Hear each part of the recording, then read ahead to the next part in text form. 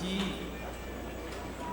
presença fantástica do Espírito nessa manhã. Sei que Deus ainda vai falar conosco, com você, comigo, muito. E a palavra que nós vamos compartilhar nessa manhã é muito importante, bem mais importante do que eu vou fazer nesses próximos 4 minutos. Mas eu quero tirar 4 minutinhos só para lhe animar a participar com a gente de um projeto muito assustador que a gente está tentando fazer com a Jubrac Nacional. Eu queria que o irmão Antônio, o pessoal aí preparasse o videozinho para a gente passar. É de acho que 1 minuto. E aí eu já falo para você, se tiver no ponto, pode dar o play aí. E aí a gente já conversa.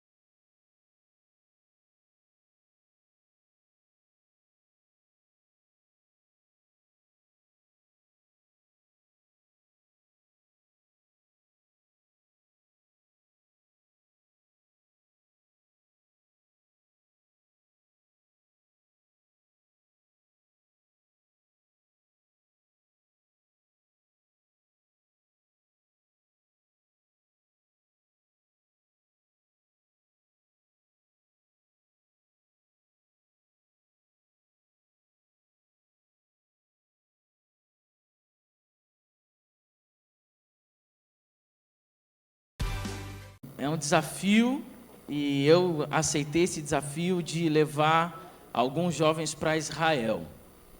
Só que a gente não vai fazer uma viagem normal para Israel, né? Todo mundo vai lá e vai ver o Rio Jordão. A gente vai fazer raft no Jordão, né? Todo mundo vai conhecer Cesareia Marítima. A gente vai fazer mergulho em Cesareia Marítima, mas mergulho de verdade. Eu perguntei para a Priscila, eu disse, tem chance de morrer nesse mergulho aí? Ela disse, acho que não. Eu digo, tá bom, então vamos. Porque é com tubo, é um negócio muito, é para quem está a fim de muita aventura. A gente vai para um acampamento também bíblico na vila de Nazaré, para ver como se vivia na época. Eu tenho certeza que depois dessa experiência, você não vai mais ler a Bíblia como você está lendo, como algo distante, você vai entender o que está acontecendo. Quando você vai ler lá que Jesus foi batizado no Jordão, você vai dizer, Jesus foi batizado, mas eu fiz raft no Jordão, né? E aí vai ser muito interessante, mas eu preciso de alguns malucos. Esse grupo já tem gente maluca aí pagando, se inscreveu, e a gente está quase fechando o grupo, é em julho do ano que vem. Então é o último anúncio que a gente dá nesse congresso, porque no congresso do ano que vem, a gente já vai ter ido, já vai ter voltado, amém, né? Vamos ter voltado aqui. Mas eu acho que vai ser muito legal, eu estou muito animado para essa viagem. Claro que não é barato, né? Mas ontem eu estava falando com a Daphne, jovem só diz que não tem dinheiro, mas tem. Porque no seminário de pastores, termina o evento aqui, nós estamos os pastores tudo ali atolado, ali, todo mundo junto no restaurantezinho aqui do hotel, que é bem mais barato. Ontem não. Ontem no de jovens fica vazio, que os jovens vão tudo comer fora, porque o jovem tem bem mais dinheiro que pastor. Então se os pastores vão para Israel, o jovem eu sei que vai. É só aqui no pai. Diz, pai, sabe aquele presente do final do ano? Sei, não quero mais. Por quê? Porque eu quero ir para Israel. Tá bom, pai, eu sei que é o do ano que vem, do outro e do outro, mas tá bom, são 4 presentes.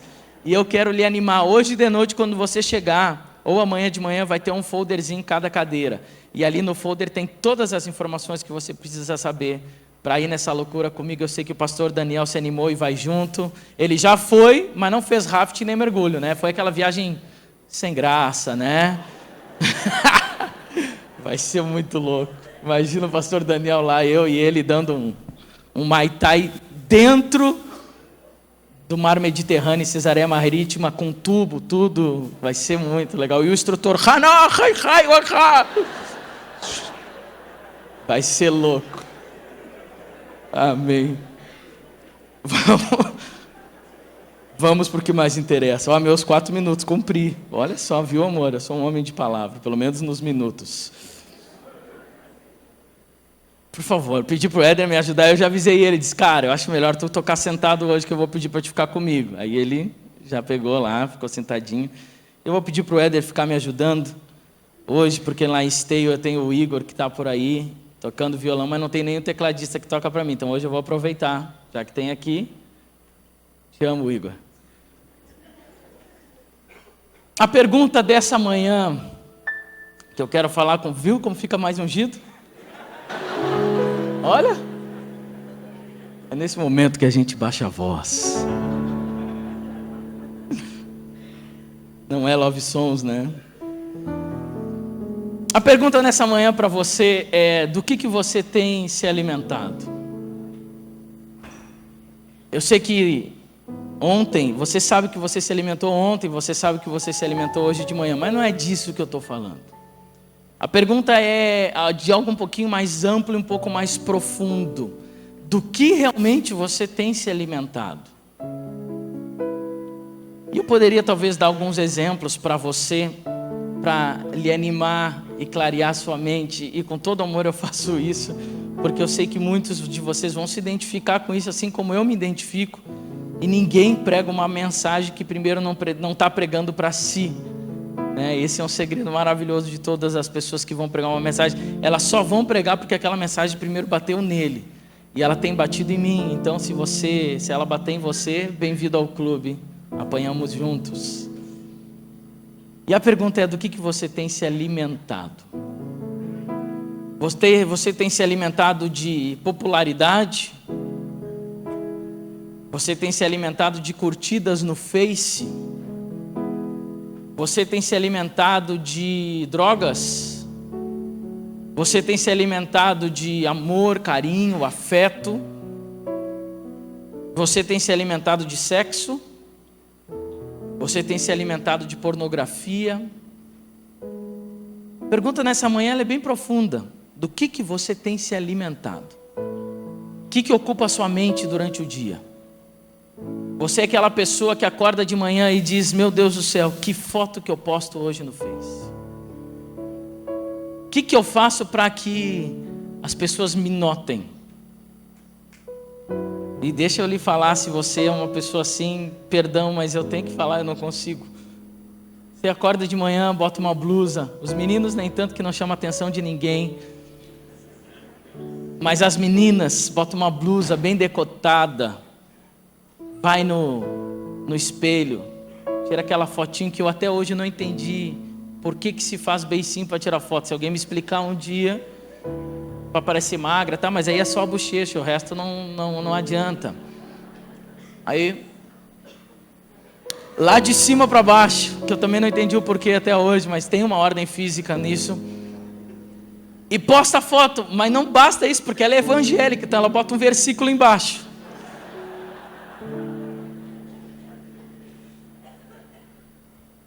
É porque talvez você está se alimentando de popularidade. Você tem que ser visto. E talvez isso pegou em algumas pessoas, mas tem outras pessoas que se alimentam de coisas que ninguém vê. Você, jovem, adolescente, que acorda de manhã, e a primeira coisa que você pensa é: qual a página que eu vou entrar para ver alguma coisa que eu ainda não vi na área da pornografia? Talvez ninguém sabe. Talvez, na verdade, até algumas pessoas acham que você é santo, você é crente, você é o músico da igreja, você é o cara abençoadão. Mas você sabe do que você tem se alimentado. Talvez você está encontrando nas drogas o seu alimento. Ninguém sabe ainda, mas você está encontrando lá. Talvez você está encontrando na internet o seu alimento. Talvez você está encontrando até o seu alimento em uma forma de suicídio. Você já pensou nisso mais de uma vez? Deixa eu lhe dar uma notícia que é o tema dessa nossa conversa nessa manhã. Você está com fome. Ponto. Mas a sua fome não é por isso que você está se alimentando, porque você se alimenta. Quando você termina de se alimentar, você continua com fome. Você entra num site de pornografia, você termina de fazer o que precisa fazer, e você olha no espelho e continua com fome. Você busca popularidade na internet, mas por mais que um dia você encontre, você vai conhecer muitas pessoas famosas que vão lhe dar esse mesmo parecer, dizendo: eu continuo vazio e eu continuo morrendo de fome. Você procura talvez se alimentar através de sexo, e você é uma daquelas pessoas que o seu pastor ou seu líder já falou 1000 vezes, te valoriza, mas você não consegue se valorizar. O primeiro traste que aparece para você, você se entrega para ele, porque você está com fome, mas não é de sexo. Você acha que é, mas depois que termina a noite, você olha para dentro de você e você vê que você continua tão vazio quanto você estava antes. E você descobre que essa fome não era de sexo. Deixa eu lhe dizer, a sua fome é uma fome que o próprio Deus colocou dentro de você, mas a sua fome é por Deus, não é por essas coisas. E nessa manhã eu quero com você caminhar por muitos versículos bíblicos e por muitas histórias. E a minha vontade é que você saia por esse lugar e depois volte para escutar o pastor Marcos, mas depois saia de novo e depois volte, mas domingo de manhã você saia de uma vez por todas e volte para sua casa, mas volte com fome, mas fome por Deus. Talvez hoje de noite ainda você deite a cabeça no travesseiro com fome, mas fome de Deus. E eu quero ler alguns versículos para vocês. E eu sei que a minha esposa me xinga porque eu peço para o pessoal não abrir a Bíblia, mas depois ela me xinga, e alguns versículos eu não quero que você abra a Bíblia, eu quero que você fique concentrado como você está. E eu quero ler para você Salmo capítulo 107, versículo 9, não precisa, capítulo não, Salmo 107, versículo 9, não precisa abrir a Bíblia. Depois eu lhe dou um versículo para abrir, diz assim: porque Ele sacia o sedento e satisfaz plenamente o faminto.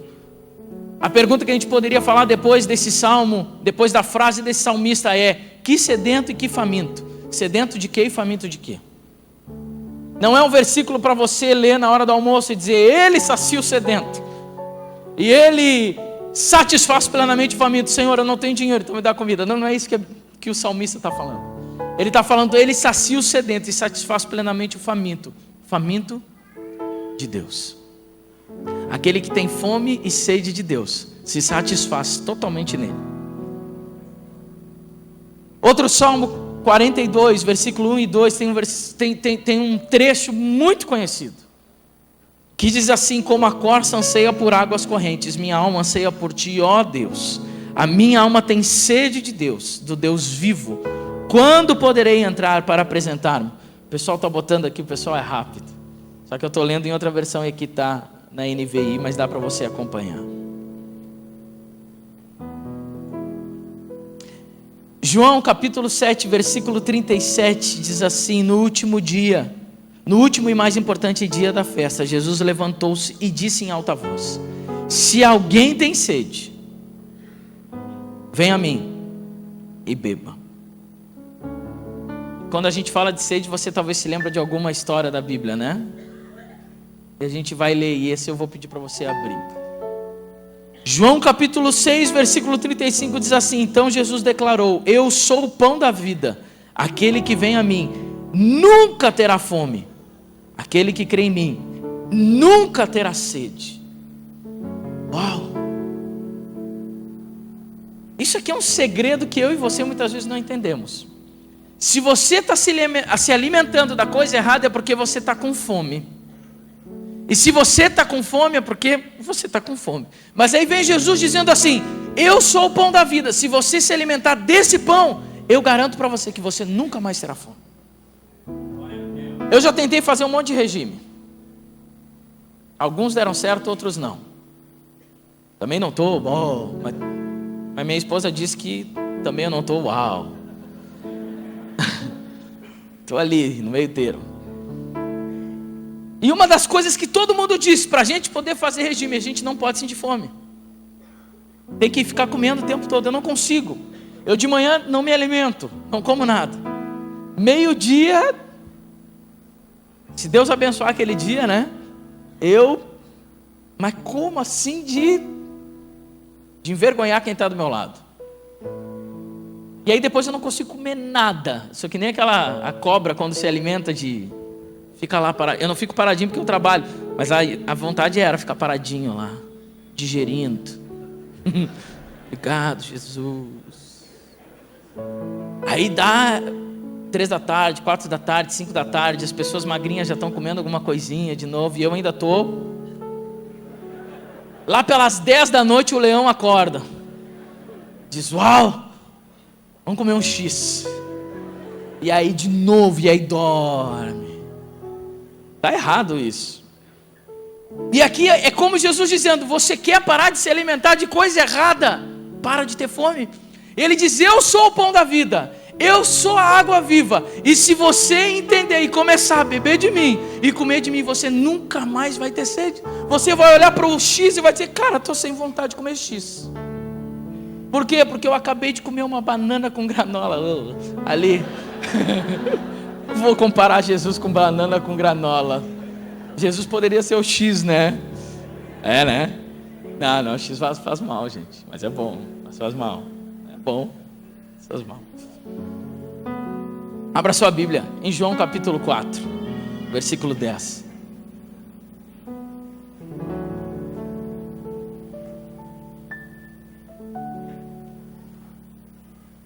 Enquanto você vai abrindo, é óbvio que quando a gente fala de sede, a gente lembra dessa história. Em João capítulo 4 vai falar sobre a mulher samaritana.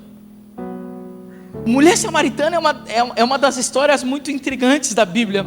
É uma das histórias que muitos teólogos vão dizer que parece que não tem nada a ver, mas tem tudo a ver. Que é um dos versículos que melhor descrevem a adoração dentro da Bíblia.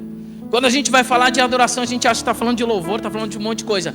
E a maioria dos teólogos, incluindo ele, alguém que eu respeitava demais, Russell Shedd, quando perguntava para ele sobre a adoração, ele citava João 4 e falava sobre a mulher samaritana. Tem a ver uma coisa com a outra. É muito interessante esse versículo. E eu não vou entrar nesse contexto, porque nós estamos falando de outra coisa. Mas isso aqui me chama muita atenção, porque Jesus ele está passando pela cidade de Samaria e tem essa samaritana meio-dia no poço colhendo água. Uma mulher meio-dia no poço colhendo água. Sabe o que ela estava fazendo? Se escondendo, porque ninguém é louco de ir no deserto meio-dia na rua. A mulher só foi meio-dia porque ela sabia que meio-dia ela não ia encontrar ninguém. Ela está se escondendo, mas não tem como se esconder de Jesus. Jesus aparece no meio do esconderijo dessa mulher e pergunta para ela e diz, me dá um pouco de água. E ela diz, como tu judeu está falando com uma samaritana? Ainda me pedindo água. E Jesus no versículo 10, ele diz para ela algo fantástico. Ele diz assim, se você conhecesse, e deixa eu ler daqui com a versão que está aqui, se você conhecesse o dom de Deus, em que Ele está pedindo, e quem Ele está pedindo água, você lhe teria pedido, e Ele lhe teria dado água viva. Claro que essa mulher não entende nada que Jesus está falando, assim como Jesus fala comigo e contigo, a gente sai do congresso dizendo não entendi nada. Eu e a Daphne um dia fomos numa conferência em Buenos Aires, em Córdoba, na Argentina. E a gente voltou impactado pelo Espírito Santo. E quando eu estava conversando com o Olavo, que é a pessoa que cuida de nós, e também é o meu pastor, e também é meu irmão, ele disse, e aí como é que foi? Eu disse, fantástico. Eu disse, Deus falou com a gente muito forte. Ele disse, o que Deus falou? Eu não tenho a mínima ideia. Eu não entendi o que Deus falou. Foi forte, me impactou. Eu e a Daphne estava meio adormecido ainda, mas eu não sabia o que Deus... É essa mulher dizendo, uau, isso que ele falou é legal, mas não entendi nada. E ela olha para ele e diz assim, vamos ver se eu entendi, vamos desenvolver o diálogo. Diz, mas olha só, senhor, o senhor, eu posso até te pedir água, mas o senhor nem tem balde para tirar água aqui do poço. Aí tu percebe que ele não entendeu nada. Esse diálogo segue. E Jesus no versículo 13, ele dá outra resposta para essa mulher. E ele diz o seguinte, Jesus respondeu, quem beber desta água, terá sede outra vez, está falando água do poço. No 14 ele depois diz, mas quem beber da água que eu lhe der, nunca mais terá sede. Ao contrário, a água que eu lhe der se tornará nele uma fonte de água a jorrar para a vida eterna. Aí a mulher disse, peraí, o assunto aqui é diferente. E aí ela olha para ele e diz, então eu quero. Ele diz, fechou, traz teu marido. Não, agora era eu que estava viajando, agora é o Jesus que começou a viajar. Mas ele entende que uma coisa está ligada com a outra. Porque quando ele diz, traz teu marido, a mulher diz, não, é que eu não tenho marido. E ele diz, claro que tu não tem marido, porque tu tem 5 e o que tu tem nem é teu. Jesus, em outras palavras, está dizendo o seguinte, diz, não adianta tu querer essa água viva, se tu não mudar de vida. Por isso que esse versículo tem tudo a ver com adoração. E sabe qual é a forma que você vai encontrar esse pão da vida, essa água viva? E você nunca mais vai ter fome, nunca mais vai ter sede. Talvez seria a sua pergunta, mas onde é que eu bebo isso? Onde é que eu encontro esse pão? Deixa eu te falar, oração.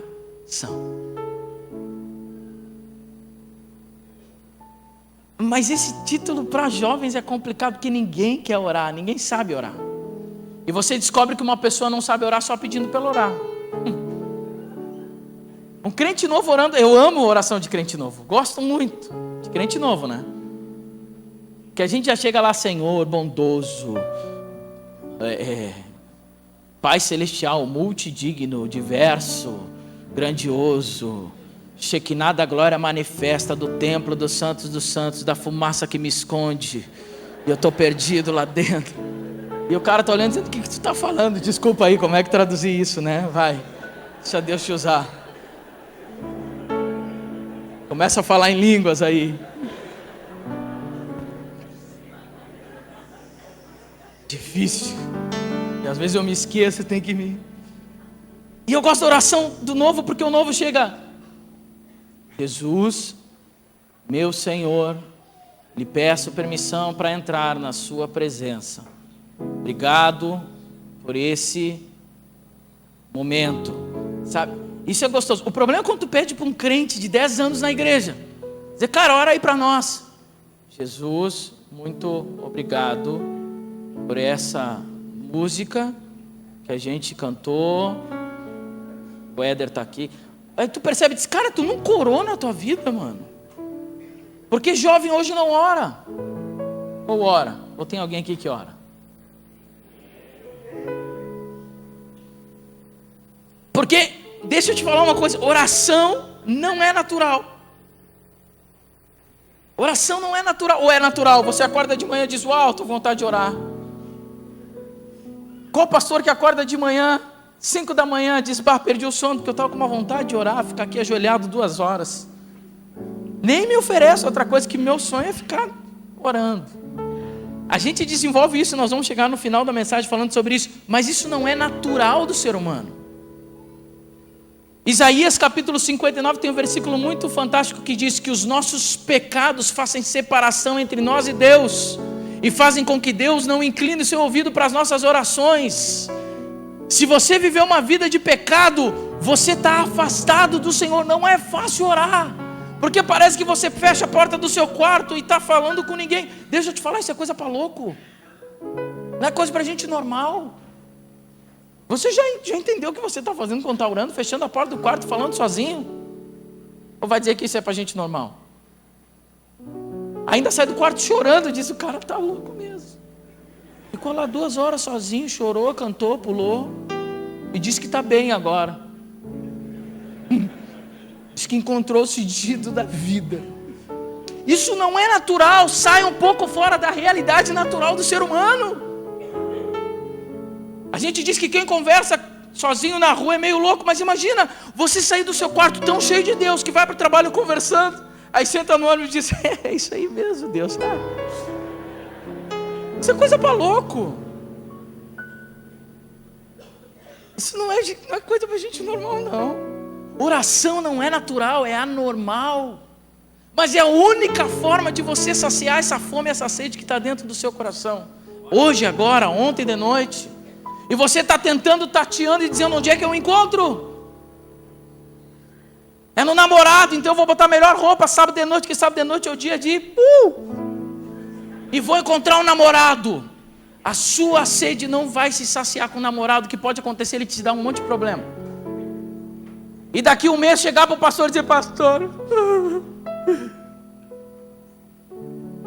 ele me feriu, judiou dos meus sentimentos. querida, mas eu te avisei, amadinha. Mas eu tinha certeza que era ele. Mas quando conheceu ele no congresso, e quando começou a namorar uma semana depois, mas era tão forte, tão forte. Você estava com fome, mas fome da coisa errada.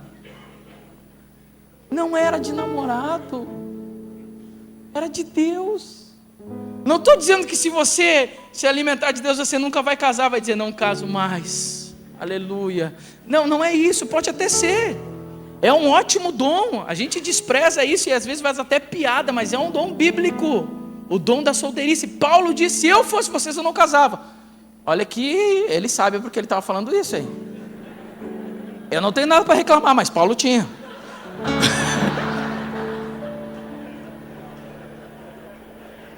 Eu não entendo tudo da Bíblia, essa parte é uma que eu não entendo.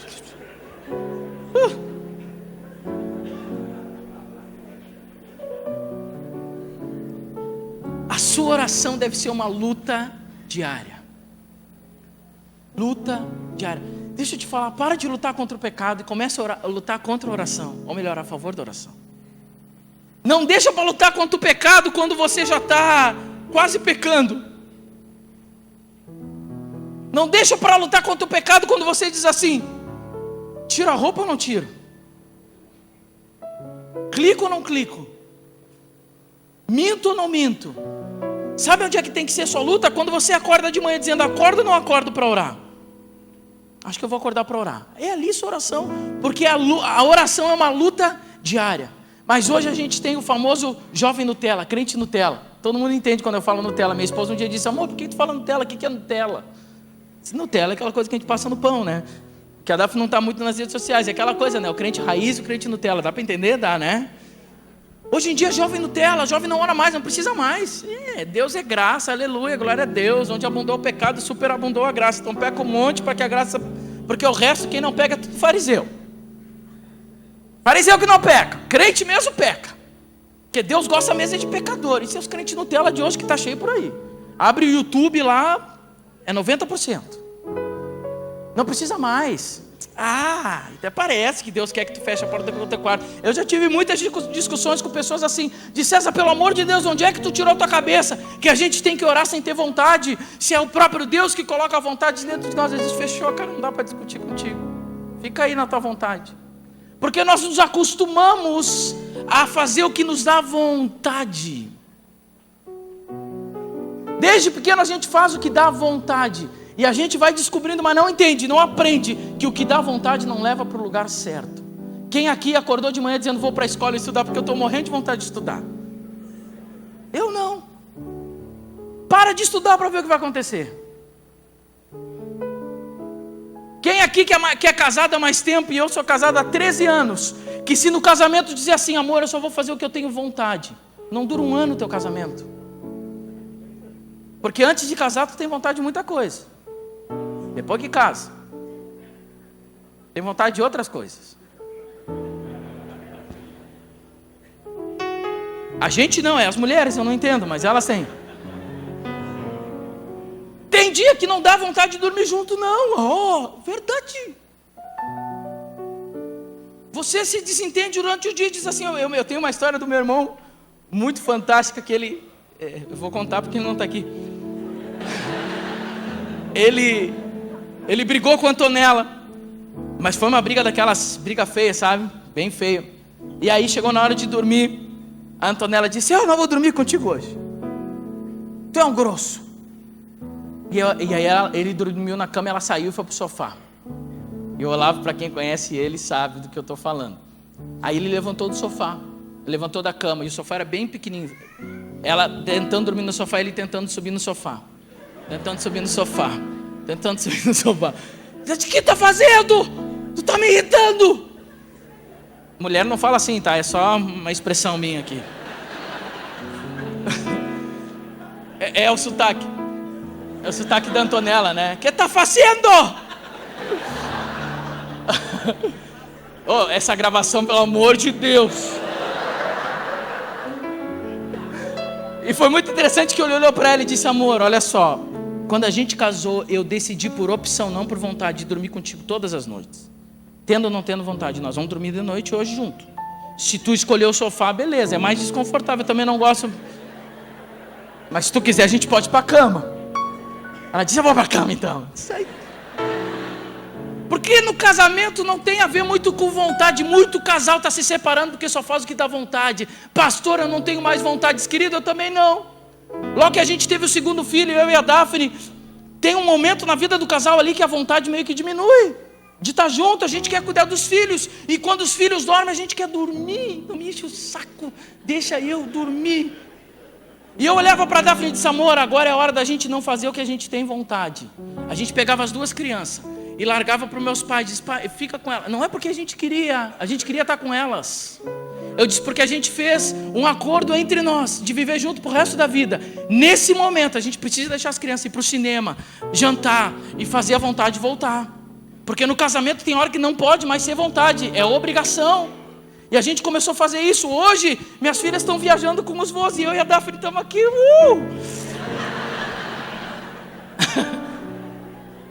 Porque tem hora no casamento que não é vontade. Deixa eu te falar, jovem, se você fizer o que dá vontade, você não levanta da cama. Fica comendo Ruffles com ketchup na cama, tomando Coca-Cola, jogando videogame, porque a sua vida não pode ser regrada pela sua vontade. Tem uma hora na vida que você tem que dizer, não está dando certo, eu tenho que parar de fazer as minhas vontades. Levanta, vai orar, vai te arrumar, bota um perfume, vai estudar. Para de fazer só o que dá vontade.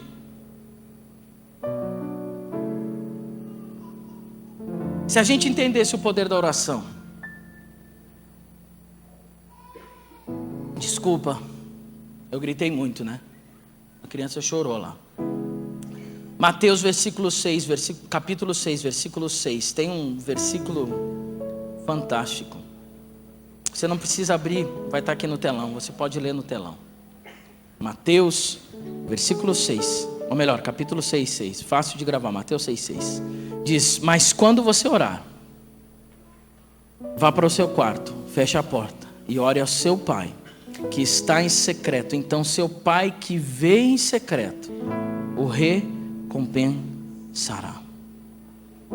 Se nós entendêssemos o poder da oração, se você descobrisse o poder que tem nas suas mãos por causa da oração, você saía desse lugar correndo para o seu quarto para orar. Tem uma história fantástica de um tio da Daphne, que ele era responsável pela porta do dia do culto. E quando ele está lá responsável, vem sempre aquele famoso bêbado para entrar. Ele diz, eu quero ver esse culto aí. E ele diz, não, queridão, não vai dar para entrar. Ele diz, mas como a igreja de Deus aí, eu quero entrar aí, ver o Senhor. Ele diz, beleza, eu vou deixar tu entrar, mas eu vou orar por ti antes. Ele diz, pode orar aí, mano. E ele pegou, orou, Senhor, tira toda a bebedice desse sujeito. Na verdade, acho que ele estava querendo mandar o sujeito embora, né? Tira toda, cura ele, pá, mas aquela oração, sabe, que nem tu acredita. Está orando, abençoa, Senhor, amém. Aí quando termina a oração, ele diz, cara, tô curado. E aí o tio da Daphne olha para ele e diz, para de brincar comigo, meu. Eu disse, mano, tu orou por mim, eu tô curado, não tô mais bêbado. E ele diz, para de brincar comigo, tu quer assistir o culto, assiste. Ele disse, cara, eu tô te falando sério. Ele tinha que provar pro cara que orou, dizendo, a tua oração me curou. Nem quem estava orando entendeu o poder que tinha oração. Eu e você, a gente é assim às vezes. A gente ora pelo alimento, mas nem entende o que está fazendo. Senhor, abençoe esse alimento aí. Obrigado, Senhor, por esse dia. Em nome de Jesus, amém. Jesus, cura esse cara da gripe. Aí o cara diz, estou curado. Diz, hã? Como assim, cara? Mas nem foi assim, desse jeito que eu orei. Você não entende, eu não entendo. Nós não entendemos, mas a palavra nos dá vários segredos sobre isso. Você não tem noção do que uma vida de oração pode causar em você. Uma pessoa que não ora pode viver na terra, mas só vai deixar marcas na terra. Um homem de oração só vai deixar marcas na terra. Um homem de oração.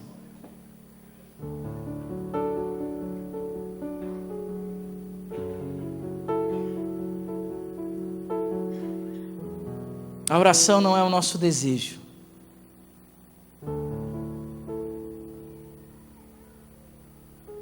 Mateus 23, 25, 26. Enquanto eles botam aqui, esse é um dos versículos pelo qual muita gente está na igreja e não vê nada acontecer. Muita gente canta aqui em cima e não vê nada acontecer. Muita gente prega e não vê nada acontecer. Muita gente vive e não vê nada acontecer.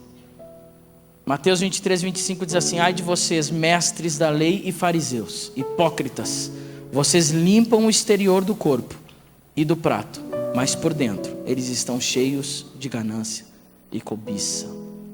Como é que você está por dentro? Por fora você está legal. Veio até no congresso. Ai, que crente. Como é que está por dentro? Deixa eu te dizer uma coisa. Tem uma coisa que Jesus não está nem aí, é seu aspecto por fora. Quando eu digo nem aí, não estou dizendo que você não tem que se cuidar. Isso é outra pregação. Mas a minha pergunta nessa manhã é: como é que você está por dentro? Quem é você quando ninguém vê você? Quem você é de verdade, com a porta do quarto fechada? O que você tem aqui? O que você lê aqui? O que você vê aqui? O que passa aqui? O que passa aqui? Quem é você de verdade quando você e seu namorado estão sozinhos? Isso muda o seu futuro. Isso aqui não muda seu futuro. Vim aqui para frente receber uma oração, pode até fazer alguma coisa, mas não muda o seu futuro. Agora, quem é você por dentro muda o seu futuro. Porque o Senhor está cansado de pessoas limpas por fora, mas sujas por dentro. Em Gálatas capítulo 5, versículo 16 e 17, tem também um segredo fantástico de Deus. Fantástico. E eu por vezes nunca entendi o que Paulo falava sobre isso, mas eu creio que eu estou começando a entender. Gálatas capítulo 6, versículo 16 e 17 diz assim: por isso digo, vivam pelo Espírito, e de modo nenhum satisfarão os desejos da carne. Pois a carne deseja o que é contrário ao Espírito, e o Espírito que é contrário à carne. Eles estão em conflito um com o outro, de modo que vocês não fazem o que desejam. Esse versículo, o final desse versículo é um versículo que muita gente usa dizendo: viu, Paulo diz que a gente não faz o que deseja. Sempre fiquei com o pé atrás dizendo: mas, puxa vida, Paulo era um super exemplo. Paulo diz que o que eu quero eu não faço, o que eu não quero isso eu faço. E eu comecei a ler, e num desses dias eu estou lendo esse versículo e eu digo: não, Paulo não está falando isso. Paulo está dizendo que existem dois tipos de pessoas: os que são dominados pela carne e os que são dominados pelo Espírito. E os que são dominados pelo Espírito, porque cheio do Espírito significa dominado pelo Espírito. Não vai achar que cheio do Espírito é sair sapateando por aí, sair falando em línguas, sair dando espada em tudo que é irmão. Isso não é cheio do Espírito, isso é manifestação e algumas vezes bagunça do Espírito, nem do Espírito, bagunça da carne. Cheio do Espírito é controlado pelo Espírito. E Paulo está dizendo que aquele que é controlado pelo Espírito vive pelo Espírito, mas aquele que é controlado pela carne vive pela carne e não consegue fazer o que deseja fazer. Isso para você soa estranho, para mim não soa estranho. Chegar e dizer: tem dia que eu acordo com vontade de orar, mas no final do dia eu faço tudo errado. Termina o dia, eu digo: puxa vida, errei tudo. Sabe o que está acontecendo? Você precisa ser dominado pelo Espírito. Eu saio do congresso como esse dizendo: cara, eu quero mudar de vida, eu quero ler a palavra, eu quero orar, eu quero me consagrar, eu quero passar um mês, eu já não quero mais nada. Eu não quero mais Jesus, eu não quero mais essa igreja. Sabe o que é isso? Jovens que não são controlados pelo Espírito.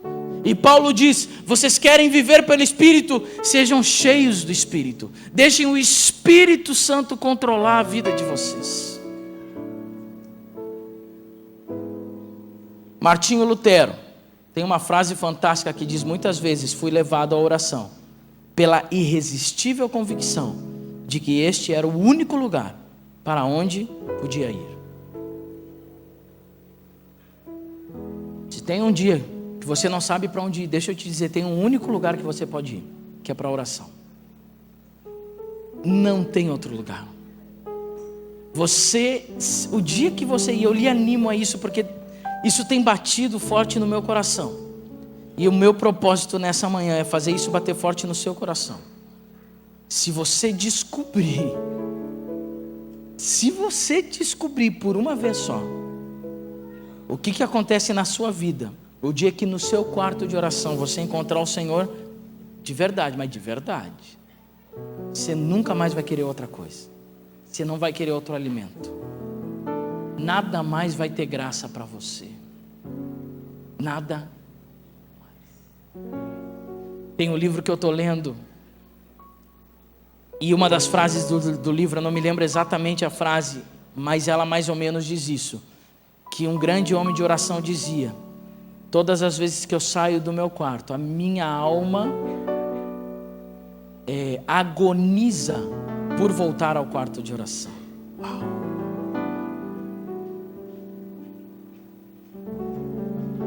Quando você está fora do quarto de oração, qual é o sentimento que você sente? Pergunta, né? Como assim? Tinha que sentir alguma coisa? Eu sinto alívio que acabou o tempo de oração. Que você diz, eu vou orar, não, mas eu tento, eu entro no quarto e diz, hoje eu vou gastar, hoje eu vou entrar aqui, sabe aqueles testemunhos? Vai ser eu hoje, eu vou entrar, vai passar a hora do almoço, e minha mãe vai me chamar de tardezinha, eu vou estar aqui no quarto orando, sem ver o tempo passar, e você entra com muita vontade disso, e você vai lá e começa a orar, ora pelas nações, vai até no mapa, no Google, pega nome de país que você nem conhecia, o Azerbaijão, ora pelos exilados, pelos, esqueci a palavra agora, refugiados, ora pelos mendigos, ora pela sua professora, ora por todo mundo, Jesus, a geração, meus filhos, meus netos, tataranetos, aqueles que hão de vir, repreende a barata da cozinha, e diz, aí você olha assim, passou 15 minutos, e diz, o que eu faço agora? Acabou. O que você sente quando sai do quarto de oração? Deixa eu lhe dizer, se você não sentir agonia para voltar para o quarto de oração, você ainda não está entendendo e desfrutando o que é viver no Espírito. Você não está desfrutando. Você ainda não entendeu. Você ainda não desfrutou, porque o dia que você desfrutar no quarto de oração do que o Espírito pode fazer com você, você até vai para a escola, você até vai para a faculdade, você até está namorando, mas está namorando pensando no quarto de oração. É crente esse cara, né? Amor, é bom estar contigo, ai que bom, mas no quarto de oração é melhor, mas de verdade, não é blá blá blá para conquistar a menina. Dizer, não, eu gosto de namorar, mas assim, meu desejo mesmo é estar no quarto de oração. Aleluia. De verdade, não precisa nem falar para ninguém. Dizer, eu gosto aqui de estar com a galera, mas a minha vontade mesmo é chegar de tarde, quando todo mundo vai para o centro, eu ir para o meu quarto de oração. Porque o que eu encontro ali, ninguém me dá. Eu não sei o que pode acontecer com um jovem que começar a viver essa experiência com Deus. Ou melhor, eu sei.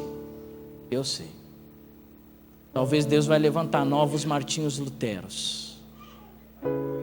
Talvez Deus vai levantar novos missionários Manuel de Melo. Talvez Deus vai começar a fazer com você o que você nunca imaginou. Talvez Deus vai começar a colocar no seu ouvido coisas. E você vai dizer, mas o que está acontecendo comigo? Não está acontecendo nada, você só descobriu o que é viver pelo Espírito. E você vai passar justamente por aquele lugar que você sempre caía. E você vai dizer, cara, que nojo isso aqui. Que nojo. O que está acontecendo comigo? Você está descobrindo o que acontece com um jovem que começa a viver no Espírito. E descobre o seu alimento na oração. Eu sei que aqui tem alguns jovens desse.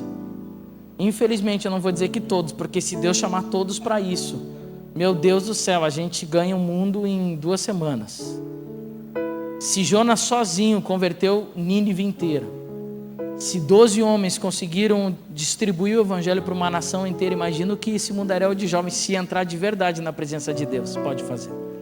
Sabe por que a gente faz tão pouco? Que a gente nem sabe quem é Deus.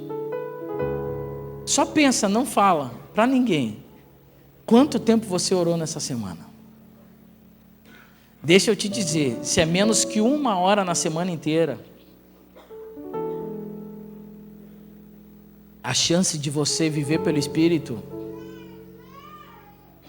olha, se não é 0, é quase 0.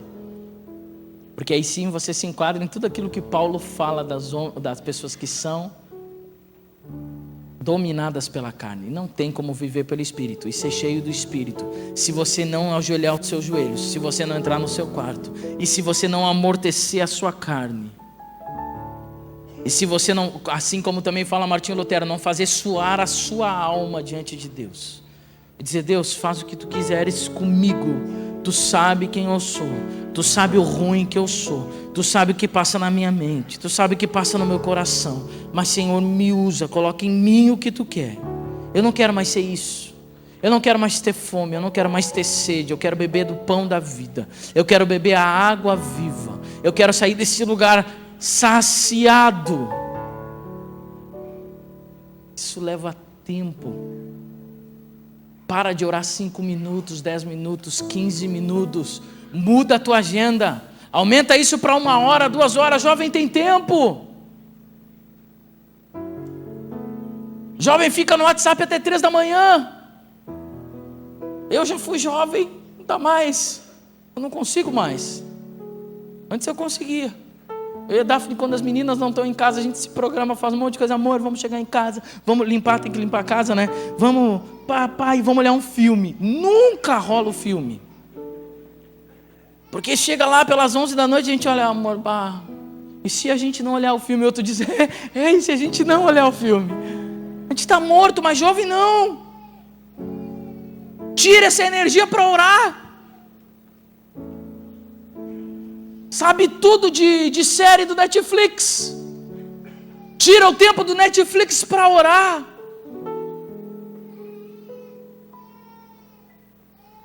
Chega no teu quarto e diz, Senhor, eu vou fazer um propósito contigo nesse mês. Todo o tempo que eu gastava para o Netflix, eu vou gastar para oração. Mas de verdade, tem um testemunho fantástico que eu quero contar para você. Pastor David Robertson, Herbert Richards. Pouca gente riu porque esse é só do meu tempo. E outro porque não acharam graça mesmo. Pastor David Robertson, alguma coisa. Da década de 90 era um dos homens que Deus mais usou para curar as pessoas. Ele chegava num lugar e fez conferências aqui no Brasil. E ele orava pelas pessoas. E as pessoas que tinham pernas tortas, elas iam endireitando, estalando as pernas. Eu dizia, o que é isso, mano? E era interessante, uma das características desse homem, no final de cada oração que ele curava lá, um monte de gente, ele dizia, quem quer ter o que eu tenho? Vinha todo mundo. Mas um dia ele contou o seu testemunho, como tudo isso começou. E eu quero contar esse testemunho para animar a sua fé. Porque me animou. Ele disse, certa vez eu trabalhava numa empresa. E Deus claramente falou para mim, dizendo, entrega teu serviço. E vem para cá que eu quero te usar. E ele fez isso, ele entregou o serviço. Só que ele não conseguiu nenhum serviço na igreja, porque ninguém dava serviço para ele.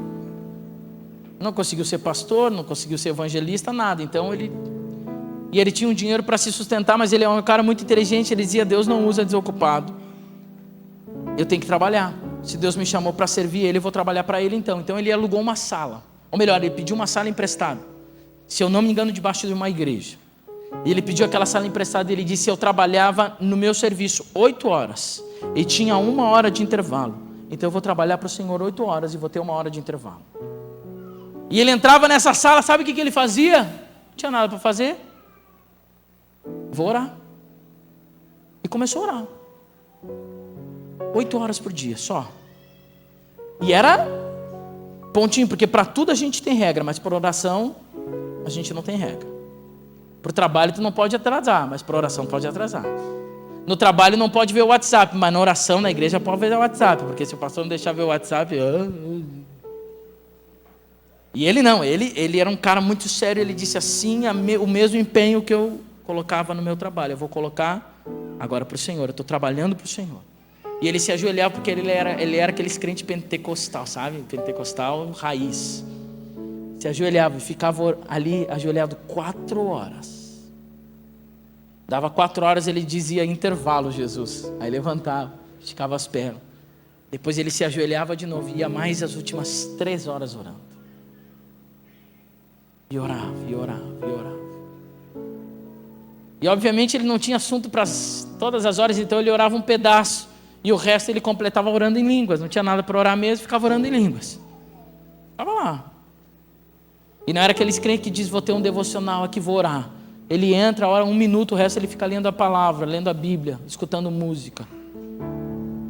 Não, ele estava ali orando, entregando a salma para o Senhor. Isso ele fez durante 3 meses. E o pessoal perguntava para ele, o que tu sente quando tu sai do quarto? Ele disse, garganta cansada e boca seca, nada mais do que isso. Não sinto nada, nem um arrepio. É meu compromisso com o Senhor. Eu estou entregando a minha vida para Ele. Certo dia ele está orando e um cara diz para ele, cara, a gente vai ter um pregador aqui dos Estados Unidos, na nossa igreja, sobe lá e vem para a gente com culto. Ele disse, puxa vida, olha só, ele viu ali uma oportunidade de se livrar daquele dia de oração. Ele disse, Senhor, é que eu vou para o culto, me libera aí hoje dessa oração. E ele subiu para o culto. E ele está lá no culto, e era uma igreja extremamente histórica, assim, não só histórica, mas muito quieta. Chegou o pastor e botou o papel e começou a ler o esboço dele. E ele pentecostal lá dizendo, ai meu Deus, o que eu vim fazer aqui? Enquanto o pastor está lendo o esboço, ele está ali e ele diz que como uma cena na frente dele, aparece como se fosse um raio-x. E ele consegue ver no raio-x um fêmur um pouco encurtado e um problema aqui como é que é, meu amor? No quadril aqui, na articulação do quadril. E ele olha e diz, o que está acontecendo? O que é isso? E ele olha para o lado e vê uma senhora de muleta. E ele diz, acho que eu entendi. Aí ele olha para o lado assim naquele culto onde nem mosca podia caminhar. A senhora está com um problema aí? Ela disse, sim, estou. Por um acaso o seu fêmur é um pouquinho mais encurtado? Ela disse, Por um acaso a senhora tem um problema na articulação aqui do quadril? Ela disse, aham. Aí ele, E a senhora, deixa eu orar pela senhora. Claro que pede para alguém assim, para orar, ela deve ter dito sim, ele vai chegar em casa antes da janta, vai fazer uma oração. Mas fala para um pentecostal, pode orar por mim? Está dizendo, é agora e com barulho. Ela olha para ele e diz, claro. Ele diz, se levanta no meio, pega as 2 pernas dela e começa. Senhor, meu Deus! E óbvio que o pregador parou de pregar, aquela bagunça, chama um obreiro e diz, vai lá ajudar aquele moço lá. E esse pastor David, diz o seguinte, que o moço foi meio atrasadinho. Quando ele chegou, a perna da mulher já estava crescendo. E a perna da mulher cresceu, a mulher se levantou e saiu correndo pela igreja. Imagina a bagunça.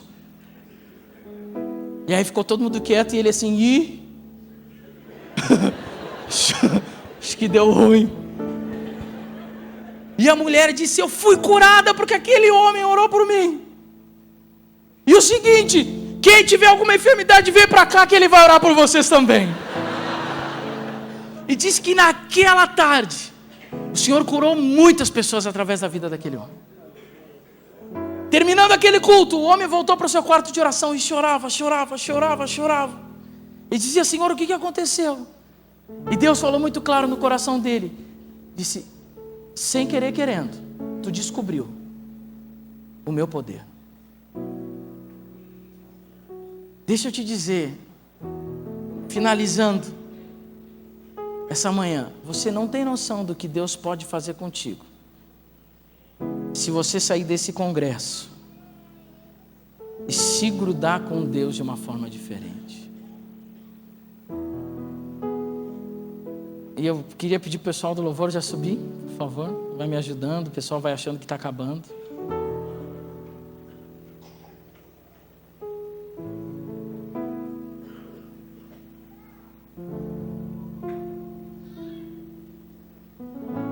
Esses dias eu estava pensando, e a gente olha muita coisa nas redes sociais, e a gente vê que existem muitas competições nas redes sociais de igreja, né? De grupo de jovens. E às vezes isso toma conta do nosso coração. E a gente olha a conferência de um e diz, ai que legal, que bonito. Mas lá no fundo a gente está meio com raiva, dizendo, olha o que eles fizeram lá. Ai que legal, estava cheio, né? Que bom. Ai que legal, como ele pregou bem. Ai, tu viu agora, colocaram painel de LED lá, que legal, né? Que bênção. Ai, tu viu, agora eles estão viajando para um monte de lugar. E a gente vai se comparando com coisas que dá para se comparar. Um estudo teológico dá para se comparar. Se você pegar agora e estudar 14 anos, você sai de lá e dá uma lavada em todo mundo. Você faz uma exegese de um texto que talvez ninguém faz. Isso dá para se comparar. Um é mais, outro é menos. Um estuda mais, outro estuda menos. Se você toca bem, você pode chegar aqui e tocar muito bem. E pode se comparar, porque você estudou. E pode dizer, eu sou o melhor guitarrista de todo mundo aqui. E aí? E é mesmo.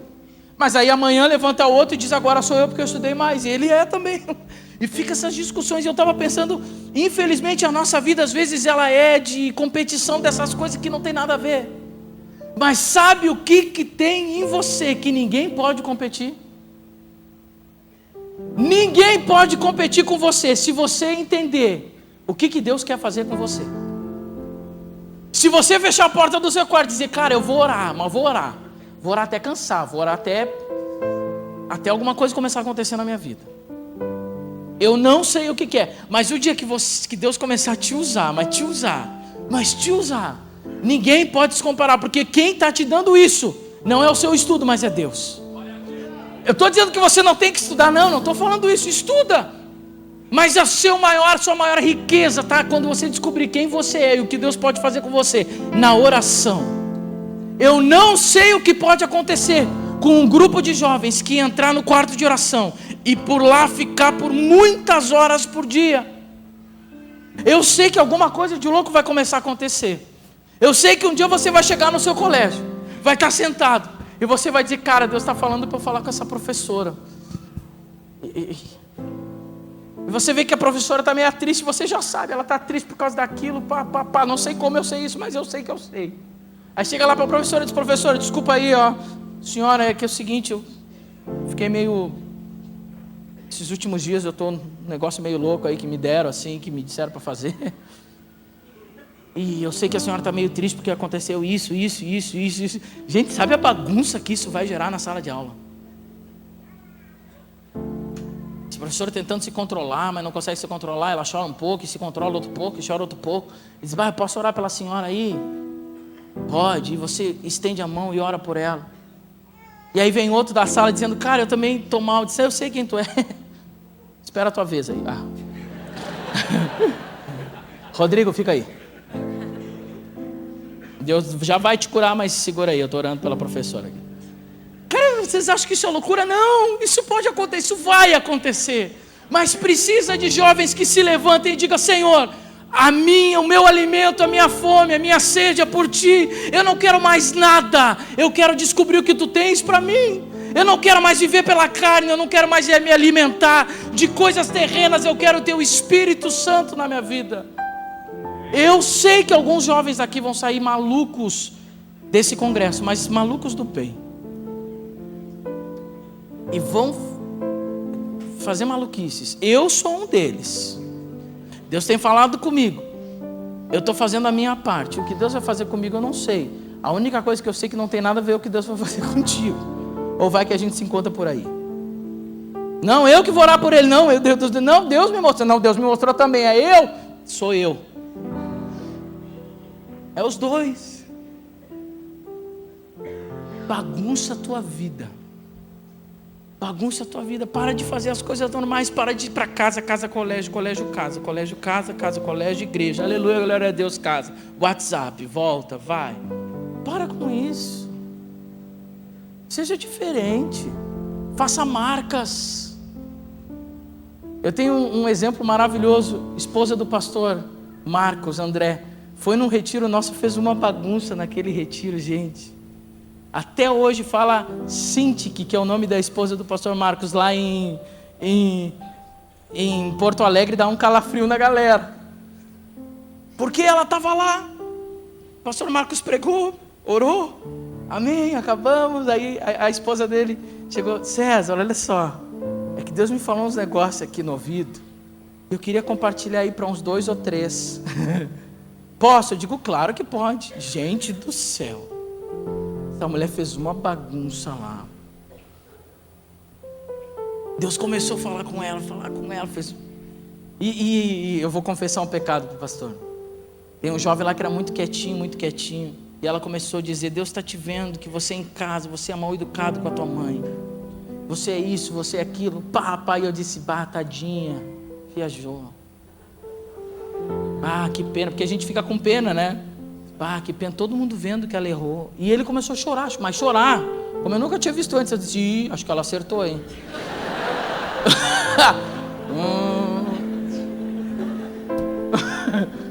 Eu disse, cara, mas não pode. Nem a maior profetada acertava aquilo, porque ninguém sabia. Só o rapaz que discipulava ele chegou do meu lado e disse, cara, o que foi? Hoje de tarde ele abriu o coração para mim, eu fiquei chocado com o que ele falou. Eu jamais imaginei que ele era assim. Eu disse, Outra moça no meio da tarde tinha chegado para mim de César, chorando, disse, essa semana eu tentei me suicidar. E falou uma frase para mim que me assustou, e eu citei a mesma frase para Daphne. E a esposa do pastor chegou para ela e disse, essa tarde tu falou, a mesma frase. Eu olhei para Daphne e eu disse,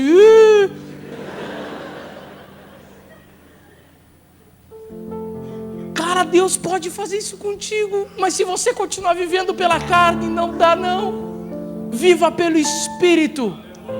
Viva pelo Espírito, que Deus vai começar a levantar uma geração de profetas. Viva pelo Espírito, que Deus vai levantar uma geração que cura no colégio, que cura na faculdade, que cura no trabalho. Viva pelo Espírito, que Deus vai bagunçar a sua cidade. E eu queria terminar com você, louvando ao Senhor. Pelo meu cronograma eu ainda tenho 13 minutos. Mas eu queria que esses 13 minutos a gente terminasse orando junto. E bagunçar de novo. O pastor Jonas bagunçou ontem, eu também vou bagunçar hoje. Eu queria que viesse aqui, mas assim, é 1 minuto. Só quem está inconformado com a sua vida de oração e quer melhorar a sua vida de oração, para que Deus lhe use, corre aqui para frente para a gente orar junto.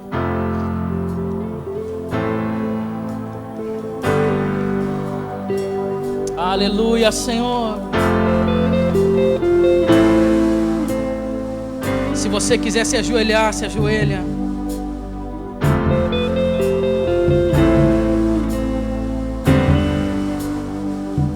Jesus, Tu és tudo que eu mais quero. O meu fôlego Tu és.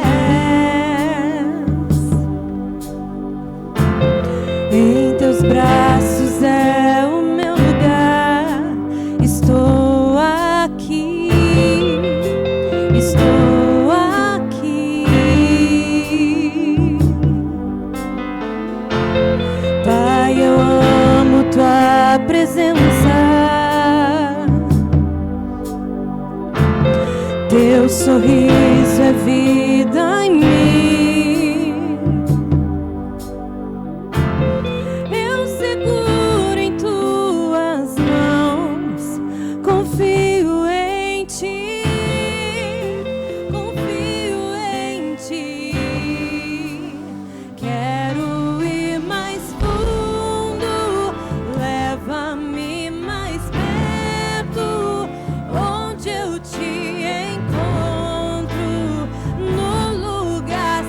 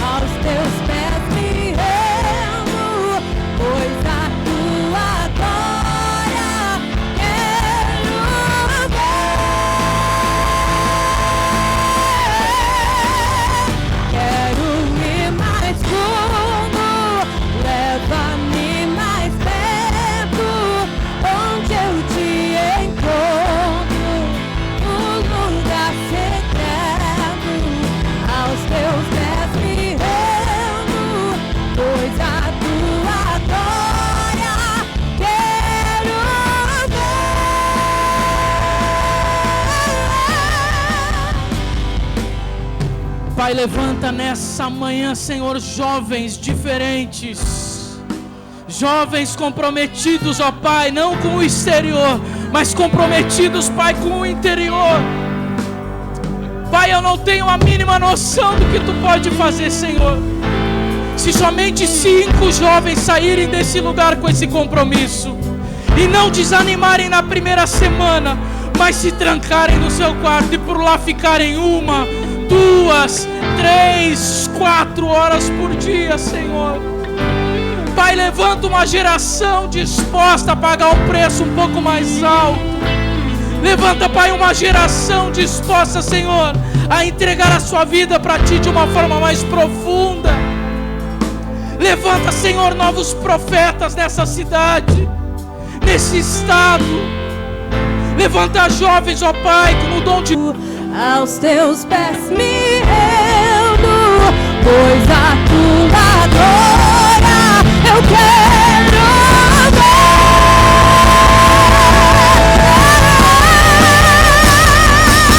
Eu te quero ver.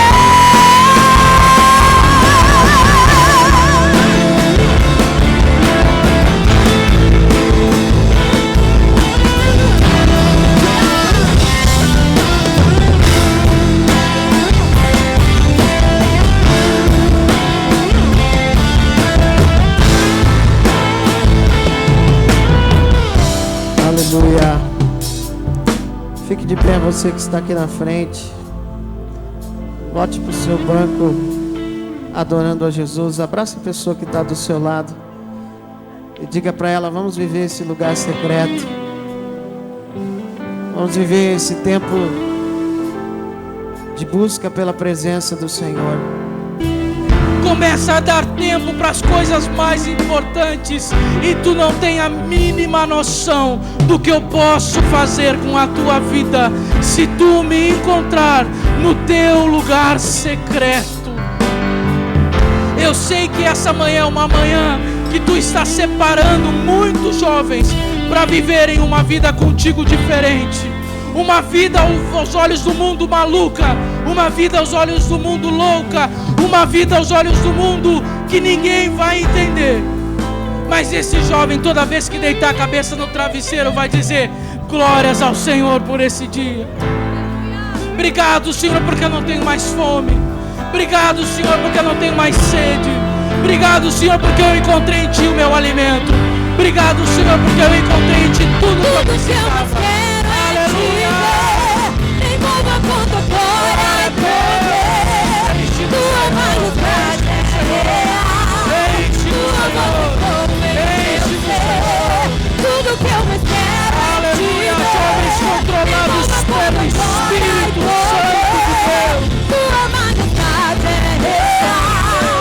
Tua voz ecoa em meu ser.